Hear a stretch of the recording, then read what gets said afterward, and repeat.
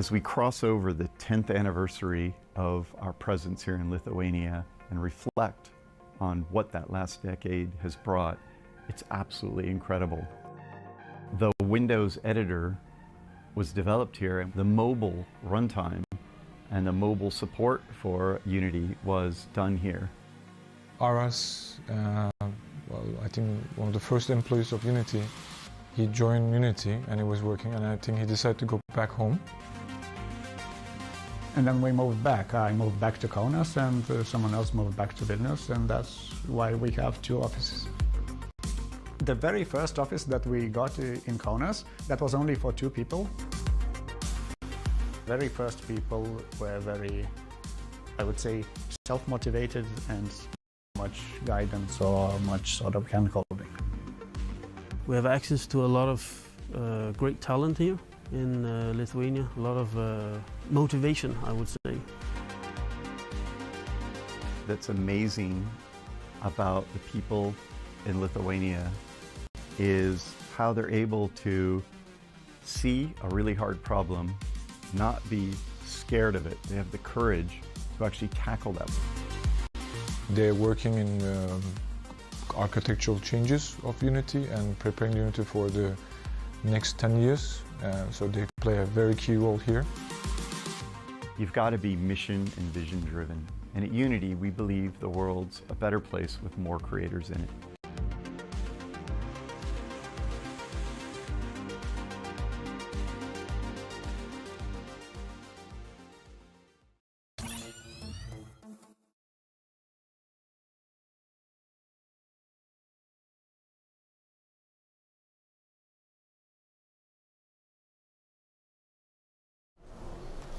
Hello. So I would like to talk about storytelling in games, because it's a really great way to differentiate your game from other games, and it's something that most, well, not most, but a lot of game designers forget to think about and would rather just leave it to Hollywood storytelling itself. But it's a really useful way to view any creative work when you have the structural knowledge to see what they've done right or what they've done wrong, and that you can, you know, take what you like and understand why something didn't work, and you can do it for your own work as well. If something doesn't click, knowing these concepts that I'm going to present will let you pick what exactly isn't working and change it. So let's start with the first core concept, which is that every story needs a need and an obstacle. A need is something that the character doesn't have, and an obstacle is something that's obviously in their way of getting the need. Because if we don't have a need, nothing happens, and if we don't have an obstacle, there's no story. They just go get it. So a little bit more in depth on the need. So there are 2 types of needs. There are external and internal needs. The external need is something really obvious. It could be a car, a job, a lover that the character is trying to pursue, trying to get. It develops the plot. And the plot is what happens. It's the car chase, it's the bank robbery, it's what is going on the screen. And the internal needs are what the character actually needs. For example, if a character externally wants a watch, a Rolex watch, he thinks he wants the watch, but what he actually needs is, for example, self-confidence, that he doesn't actually need those things to feel good about himself, for example. And that would be an internal need, and that develops the story. And the story is, well, how a character or a situation changes internally. So an external example, make others love me, and if we translate it into an internal, come to terms with who you are. It's the difference between approval and self-acceptance. Now about the obstacle. A great example of obstacles is the Truman Show. a movie where a character whose biggest want, the need, is to be an explorer. He is stuck in a reality TV show, and it's set up in an island, and internally he's also afraid of the ocean. So he's not only stuck on the island, he's also stuck in his fear, surrounded by his fear of the ocean. So for a character or for a situation to develop, for the change, for the want to be met or denied, something has to change during the story.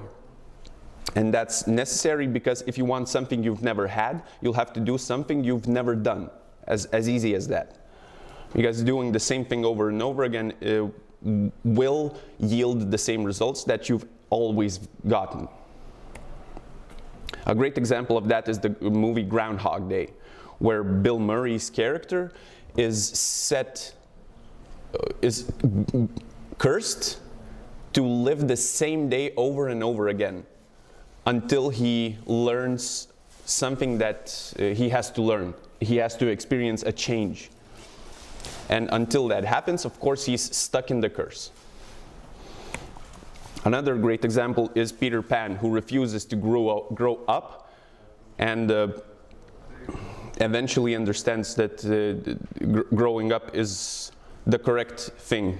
That's the change that happens.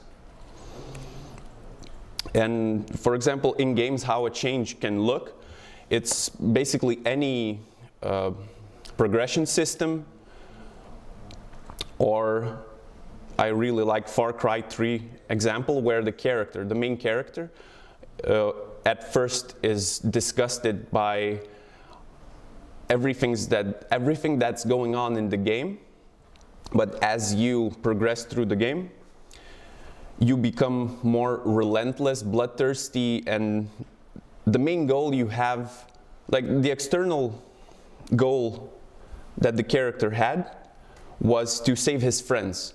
But throughout the game, his goal changed to something way more internal, which was to wreak havoc on wrongdoers, as he saw it. And the other really important concept that helps you understand stories and take them apart and see what works and what doesn't is the story circle. It all began with Joseph Campbell when he was from a very young age. He would read myths and read them from all the cultures across the world before they even had the chance to influence one another. For example, Egyptians with the Mayans and you name it. And what he noticed is that all stories from all different cultures had same elements and same narratives and structural pieces that they followed. And that made him question why is it so that these stories that are not copied one from another are so similar. And he came up with the monomyth, which was basically creating the ultimate story, or like a story in a nutshell. And it had 17 steps, and of course not all of them always happen in each story. So that's where Dan Harmon came in, where he took that monomyth and improved it, made it simpler, down from 17 steps to 8. And it helps you understand stories really easily. So to understand his structure, first we've got to draw a circle and divide it into two parts. These are the two worlds. The order, life, consciousness, the safe world where you're comfortable. This is the comfort of your home. And underneath is chaos, death, unconsciousness, underwater, whatever. It's the place where you have to go in order to change. Because you can't learn something new from your home. You have to go into the abyss and return back with the gold. And the abyss, the underworld, whatever you want to call it, is a dangerous place. It's not a journey if you don't return, but you have to. Actually, I'm just gonna.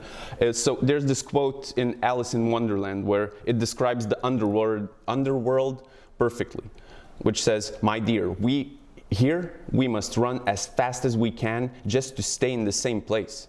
And if you wish to go anywhere, you must run twice as fast as that." And that perfectly describes the danger of this underworld. So, when we traverse, oh yeah, I already said it, that it's not a journey unless you come back. So, this structure is not limited to stories.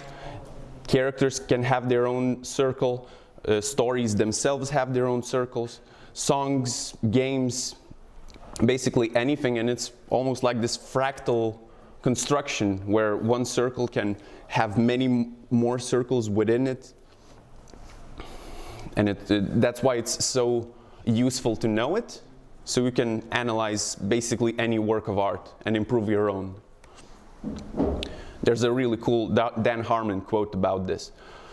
"All life, including the human mind and the communities we create, marches to the same specific beat.